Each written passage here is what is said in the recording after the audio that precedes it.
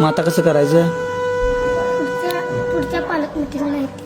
काय ते पुढच्या पालक मिटिंगला येते. येतात काय? जरा पप्पाला काम लागलं रे, मम्मीला काम लागल्यामुळं येणार नाहीत रे पालक मिटिंगला. तुला काय प्रॉब्लेम आहे? हां नुसता गुरु पाहिजे. मोठ्यानं बोल की. काय? मला माझ्याकडे काय खायला नाही आणि दुरी रुपये पाहिजे. मी देतो की तुला खाऊ. हां देऊ ना? काय पाहिजे? आणि मला नुसतं बिस्किटचे बिस्किट पाहिजे. आणि काय पाहिजे? आणि काजू. चालतं. त्या पप्पा मम्मीला बोलवून घेऊ. हां मी सांगितल्यावर लगेच येणार. सांगू काय? सांग. फोन करतो की लगेच. कामात असते.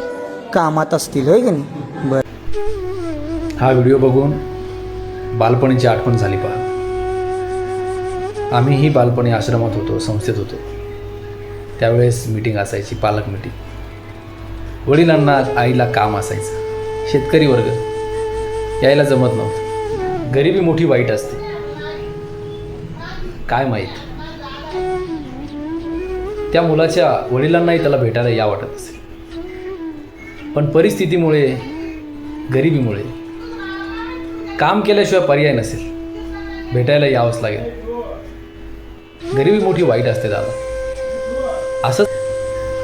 अशीच परिस्थिती होती.